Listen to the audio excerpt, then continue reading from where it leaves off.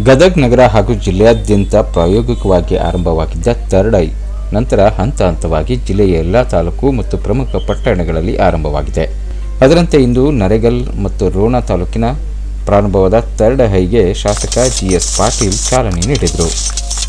ಬಳಿಕ ಮಾತನಾಡಿದ ಎಸ್ಟಿಬಿಎನ್ ನೇಮೇಗೌಡ, ಹೆಲ್ಮೆಟ್ ಇಲ್ಲದೆ ವಾಹನ ಚಾಲನೆ ಮಾಡಿದವರಿಗೆ ನೇರವಾಗಿ ಅವರ ಮನೆಯ ವಿಳಾಸಕ್ಕೆ ದಂಡದ ನೋಟಿಸ್ ಬರುತ್ತದೆ. ಆದ್ದರಿಂದ ವಾಹನ ಸವಾರರು ಕಡ್ಡಾಯವಾಗಿ ವಾಹನ ಚಾಲನೆ ಸಮಯದಲ್ಲಿ ಹೆಲ್ಮೆಟ್ ಧರಿಸಿ ಎಂದು ಮನವಿ ಮಾಡಿದರು.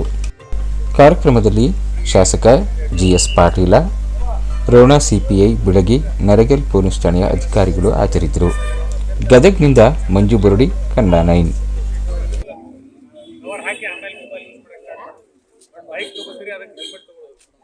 ಎಷ್ಟು ಜನ ಬೈಕ್ ನಿಮ್ಮ ರೋಡಲ್ಲೇ ನೋಡಿದ್ರಿ, ಇಲ್ಲಿ ಎಷ್ಟು ಜನ ಜೀವ ಕಳ್ಕೊತಾ ಇದ್ದಾರೆ, ಇಂಜುರೀಸ್ ಆಗ್ತಾ ಇದೆ. ನಿಮ್ಗೆ ಹೇಳೋದು ನಾವು ಕಾರವಾಗಿ ಅನಿಸ್ಬೋದು, ಬಟ್ ಇದು ನಾವು ಕಳಕಳಿಯಿಂದ ಹೇಳ್ತಾ ಇರೋದು.